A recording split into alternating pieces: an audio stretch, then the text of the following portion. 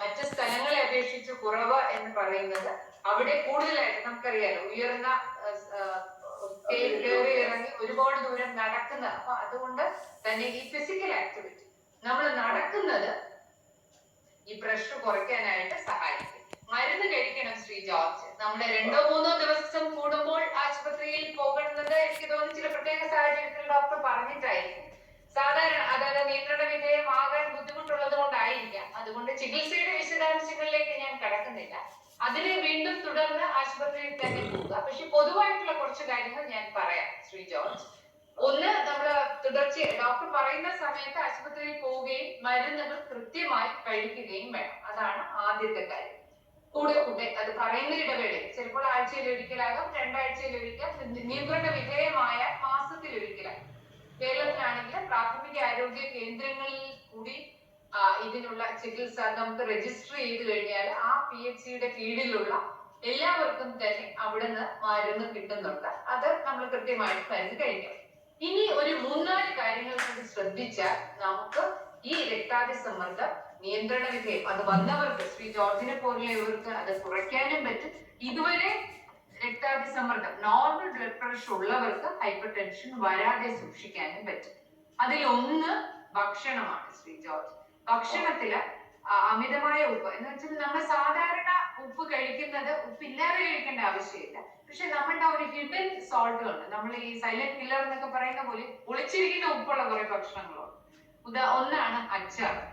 അച്ചാറിന് ധാരാളം ഉപ്പുണ്ട്, നമുക്കറിയാലോ. നമ്മള് നാരങ്ങ, മാങ്ങ ഇങ്ങനെ അങ്ങനെ അച്ചാറിടുന്ന മിക്കവാറും എല്ലാ സാധനങ്ങളും നല്ല പുളിയുള്ളത്.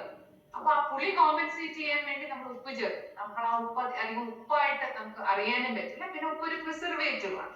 അപ്പൊ ഒന്ന് അച്ചാർ. 2 പപ്പടം. ഒരിക്കലും പപ്പടം കഴിക്കരുതെന്നും ഒരിക്കലും അച്ചാർ കഴിക്കരുതെന്നല്ല. പിന്നെ ഉപ്പേരി, ഈ ചിപ്സ്, പിന്നെ ബേക്കറി പലഹാരം. ബേക്കറി പലഹാരങ്ങളിൽ നമ്മുടെ ഉപ്പ് നമ്മുടെ കറിക്കും ചോറ് ആ ഉപ്പ് ആകണമെന്നില്ല. അതല്ലെങ്കിൽ അതിന് ബേക്കിംഗ് സോഡ എന്ന് പറയും. ഇപ്പൊ ഈ സോഡിയത്തിന്റെ അളവ് വർദ്ധിക്കുന്നത് ആണ് ഈ ബ്ലഡ് പ്രഷർ കൂടാനുള്ള അതിലേക്ക് നയിക്കാൻ പറ്റുന്ന ഒരു കാര്യം. അതിന്റെ എതിർഭാഗമാണ് നമുക്ക് വേണ്ടത്. അപ്പൊ നമുക്ക് അച്ചാറും ഉപ്പേരി പപ്പടം ഒക്കെ ഭക്ഷണത്തിൽ കുറയ്ക്കുകയും അതേസമയം പൊട്ടാസ്യം കൂടുതലുള്ള കാര്യങ്ങൾ കൂടുതൽ കഴിക്കുകയും വേണം. ഈ പൊട്ടാസ്യം കൂടുതലുള്ള 2 പ്രധാന കാര്യങ്ങൾ ഒന്ന് പച്ചക്കറികളും 2 പഴവർഗ്ഗങ്ങളും. പ്രത്യേകിച്ച് എനിക്കൊന്ന് ഇടുക്കിയിലൊക്കെ ധാരാളം പഴങ്ങളുണ്ട്. അങ്ങേക്ക് പ്രമേഹം കൂടി ഉണ്ടോ?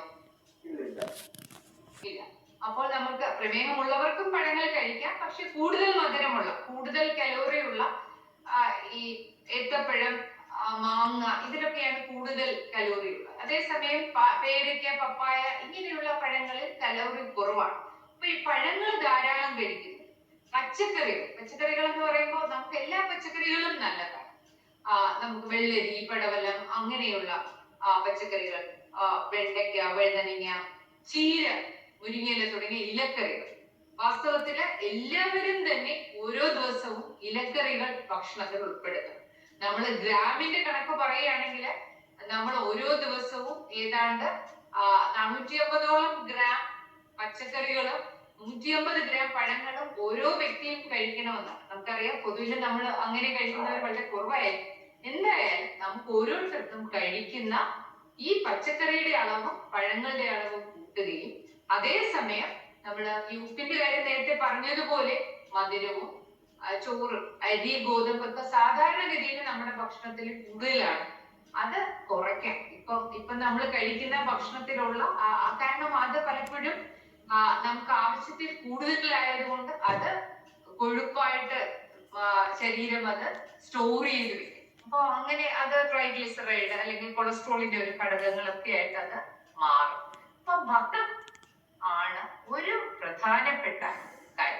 രണ്ടാമത്തെ കാര്യം, അങ്ങ് നടക്കാറുണ്ടോ? നടക്കാൻ പോകാറുണ്ടോ ശ്രീ ജോർജ്? ലൈൻ കട്ടായെന്ന് തോന്നുന്നു. നടക്കുന്നത് വാസ്തവത്തിൽ ഇപ്പം ഒരു ഏർലി ഹൈപ്പർ ടെൻഷൻ, നമ്മള് BP കുറച്ചൊന്നും കൂടി, അതേസമയം വലിയ ഒരു ബ്ലഡ് പ്രഷർ കൂടി ഹൈപ്പർ ടെൻഷൻ ആയിട്ടില്ല. അങ്ങനെയുള്ളവർക്കും ഒക്കെ നമ്മൾ നടന്നു തുടങ്ങുകയാണെങ്കിൽ, ഭക്ഷണം പോലെ തന്നെ നമ്മൾ നടന്നു തുടങ്ങുകയാണെങ്കിൽ നമ്മുടെ ബ്ലഡ് പ്രഷർ കുറയും. അത് ആഴ്ചയിൽ 5 ദിവസം 150 മിനിറ്റ് മിനിറ്റ് ആണ് ലോകാരോഗ്യ സംഘടന പറയുന്നത്. ആഴ്ചയിൽ 5 ദിവസം നല്ല സ്പീഡിൽ നമ്മൾ അങ്ങനെ ഒരു വ്യായാമം ചെയ്തു തുടങ്ങുമ്പോൾ ആദ്യം നമ്മള് ഒരു പ്രത്യേകിച്ച് നെഞ്ചുവേദന, ഹൃദ്രോഗം ഒക്കെ ഉള്ളവരാണെങ്കിൽ അത് ഡോക്ടറുടെ ഒരു ഉപദേശം എടുക്കണം. അല്ലെങ്കിൽ കുട്ടികൾ ഉൾപ്പെടെ നമ്മളെ കുട്ടികൾ എല്ലാവരും തന്നെ ഒരു ദിവസം 1 മണിക്കൂറെങ്കിലും ഓടിക്കളിക്കണം. കാരണം നമ്മുടെ നാട്ടില് ഈ രക്താതിസമ്മർദ്ദം അല്ലെ ഹൈപ്പർ ടെൻഷനൊക്കെ കൂടുന്ന കാര്യം അതൊന്ന് റിവേഴ്സ് ചെയ്യണമെങ്കിൽ, അതൊന്ന് മാറ്റണമെങ്കിൽ സ്കൂളുകളിലും വീടുകളിലും ഒക്കെ കുട്ടികൾ ഓടിക്കളിക്കണം. നമ്മുടെ സ്ത്രീകൾ നടക്കണം. നമ്മുടെ സ്ത്രീകൾ പൊതുവില് വീട്ടിൽ ഇങ്ങനെ ജോലിയൊക്കെ ചെയ്ത് ക്ഷീണിച്ചിരിക്കുകയാണ്. വീട്ടുജോലിയുണ്ട്, അതുകൊണ്ട് നടക്കാൻ പോകുന്നില്ല എന്നുള്ളത് ഒരു എക്സ്ക്യൂസ് അല്ല. സ്ത്രീകളും നടക്കണം. ഒരു ദിവസം അരമണിക്കൂറെങ്കിലും നമ്മൾ കൂട്ടായിട്ട് ഒന്നിച്ച് നടക്കാം. കമ്മ്യൂണിറ്റി എക്സസൈസ് നല്ലതാണ്. കമ്മ്യൂണിറ്റി ഇപ്പൊ റെസിഡൻസ് അസോസിയേഷൻ നേതൃത്വത്തിൽ ആഴ്ചയിൽ 2-3 ദിവസം ഒന്നിച്ചു കൂടുകയും എക്സസൈസുകൾ ചെയ്യുകയും ചെയ്യാം.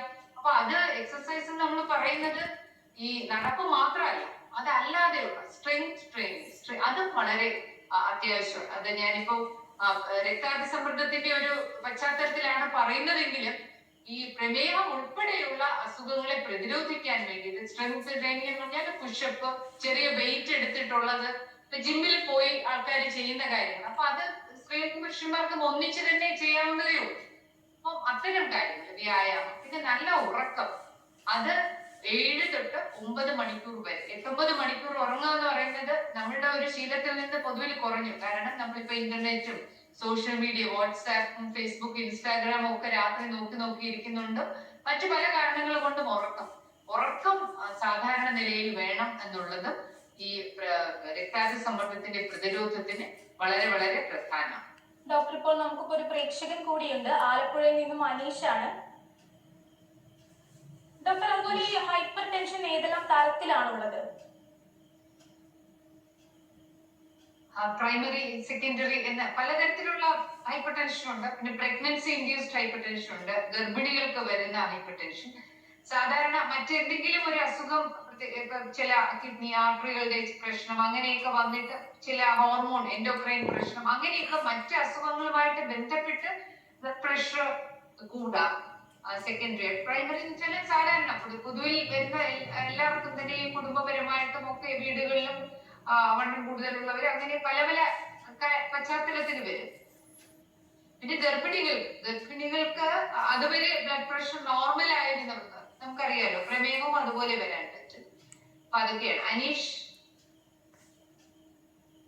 അനീഷാണോ മനീഷാണോ ആലപ്പുഴയിൽ നിന്ന് ചേരുന്നത്? ഡോക്ടർ, കോള് കട്ടായിട്ടുണ്ട്. അതുപോലെ ഡോക്ടർ, ഈ ഹൈപ്പർ ടെൻഷൻ സംഭവിക്കുന്നതിന്റെ പ്രധാന കാരണങ്ങൾ എന്തെല്ലാമാണ്? നമ്മുടെ ജീവിത രീതിയിൽ എന്തെല്ലാം കാരണങ്ങൾ മൂലമാണ് ഈ ഹൈപ്പർ ടെൻഷൻ സംഭവിക്കുന്നത്?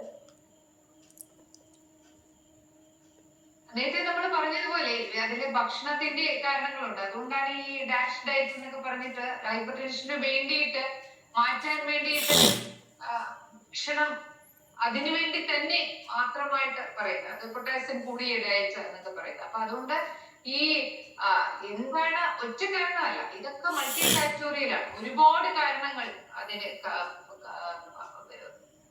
ഉള്ളവർക്ക് ഈ ഒരുപാട് കാരണങ്ങൾ ഇതിന്റെ പിന്നിൽ വരാം.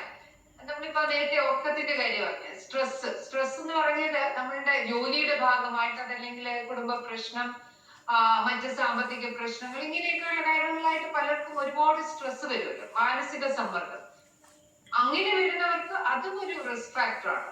ഈ ഭക്ഷണത്തിൽ അമിതമായ ഒരുപാട് ഈ ഞാൻ നേരത്തെ വളരെ വിശദമായിട്ട് ഞാൻ പറഞ്ഞു, അതിന്റെ ഓപ്പോസിറ്റ്, അതായത് നമ്മള് പഴങ്ങളും പച്ചക്കറികളും വർദ്ധിപ്പിക്കുകയും അരിയും മറ്റ് കൊഴുപ്പുകളും ഒക്കെ കുറയ്ക്കുകയും ചെയ്യുക എന്നുള്ളത്. ഇപ്പൊ അതില് പലപ്പോഴും ഉയർന്നു വരുന്ന ഒരു ചോദ്യമാണ്, വെളിച്ചെണ്ണയാണോ നല്ലത്, അങ്ങനെയൊക്കെയുള്ള. അപ്പൊ അതില് പൊതുവില് നമ്മളുടെ ഈ അതില് കൊളസ്ട്രോൾ ഉണ്ടോ, അങ്ങനെയൊക്കെ ഉള്ള ചോദ്യങ്ങൾ. അപ്പൊ അതില് ഈ ഭക്ഷണത്തില് പ്ലാന്റ് സോഴ്സസിൽ നിന്ന്, അതായത് നമുക്ക് സസ്യ ഭക്ഷണങ്ങളിൽ നിന്ന് പൊതുവില് നമുക്ക് അൺസാച്ചുറേറ്റഡ് ഫാറ്റി ആസിഡ്സ് ആണ്, അപൂരിതമായ കൊഴുപ്പുകളാണ് കിട്ടുന്നത്. അത് വാസ്തവത്തില് നല്ലതാണ് പൊതുവിൽ എല്ലാ വെജിറ്റബിൾ സോഴ്സസിൽ നിന്ന്.